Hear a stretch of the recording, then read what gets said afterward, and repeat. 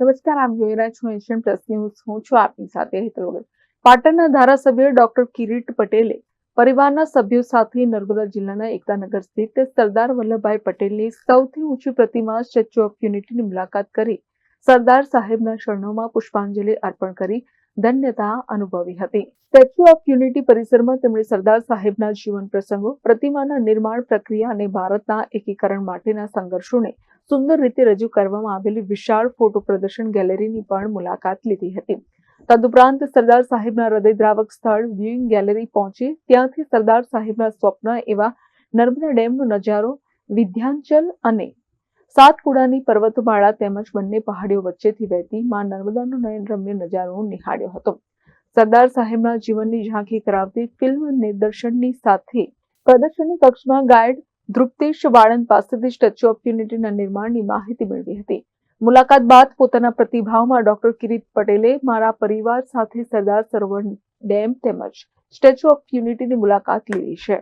આ વિસ્તારનો ખૂબ જ સુંદર વિકાસ થયો છે અને વિશ્વની સૌથી ઊંચી જે પ્રતિમા અહીં બનાવી છે તે પ્રતિમા બનાવવાનો જેને પણ વિચાર આવ્યો તેવા તત્કાલીન મુખ્યમંત્રી અને હાલના વડાપ્રધાન નરેન્દ્ર મોદી, ગુજરાત સરકાર તેમજ જેમણે આ સ્ટેચ્યુની ડિઝાઇન કરી છે તેવા આર્કિટેક્ટ રામ સુતાજ અને L&T કંપની સહિત તમામને અભિનંદન આપું છું કે સરદાર પટેલનું જે કદ હતું તેને અનુરૂપ તેમની પ્રતિમા બનાવી છે.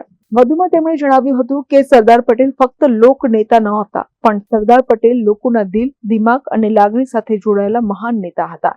જે રીતે સરદાર સાહેબે અખંડ ભારતના નિર્માણમાં મહત્વનો ભાગ ભજવ્યો છે તેવા મહાન નેતાની વિશ્વની સૌથી ઊંચી પ્રતિમા બનાવવા બદલ તમામનો આભાર વ્યક્ત કરું છું. જે અંગે ધારાસભ્ય ડોક્ટર કિરીટ પટેલ નર્મદા મહાઆરતીમાં સહભાગી થયા હતા. આ ઉપરાંત જંગલ સફારી, વામન વૃક્ષ વાટિકા, Sardar Sarovar Narmada dam, Miyawaki forest, આરોગ્ય વન અને એકતા નર્સરીની મુલાકાત કરી હતી. છેલ્લા 2 દિવસથી હું મારા પરિવાર સાથે અહીં સ્ટેચ્યુ ઓફ યુનિટી અને સરદાર સરોવરની મુલાકાત લીધી.